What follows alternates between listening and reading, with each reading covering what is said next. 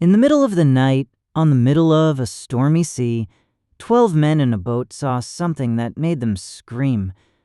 A figure was walking toward them. On top of the water, this is the story of the night Jesus walked on the sea. It started after a long day. Jesus had just fed 5,000 people with 5 loaves and 2 fish. Then he did something he often did. He sent the crowds home, put his disciples in a boat, and went up the mountain alone to pray. Far from land, the weather turned, the wind rose against them, and the waves beat the little boat hour after hour. The disciples rowed hard through the 4th watch of the night, somewhere between 3 and 6 in the morning, getting nowhere. And then, through the dark and the spray, they saw him, a figure walking calmly across the water as if it were a garden path. They were terrified. "It is a ghost," they cried, and over the wind came a voice they knew. "Take courage, it is I. Do not be afraid." Then Peter, impulsive, brave, wonderful Peter, said the most outrageous thing.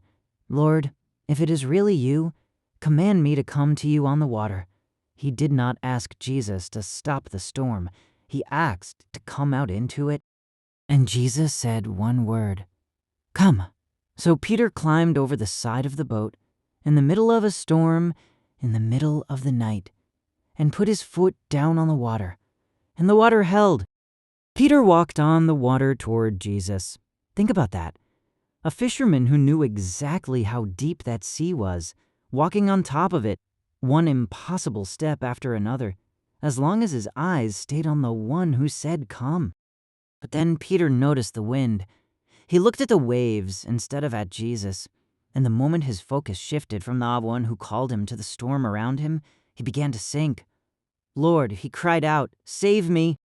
Immediately, Jesus stretched out his hand, took hold of him, and said to him, "You of little faith, why did you doubt?"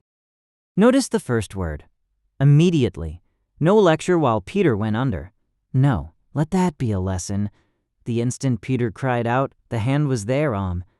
Jesus saves first and asks the question after, while holding him the whole time.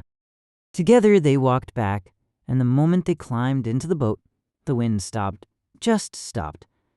And the men in that boat, soaked and shaking, did something they had never done before.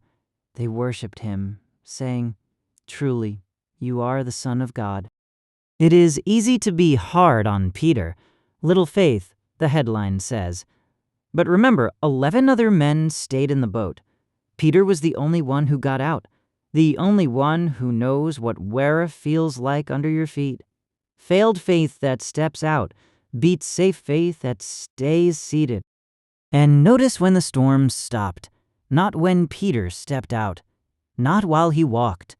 The wind kept howling through his bravest moment and his worst one. The storm did not end until they were back in the boat together.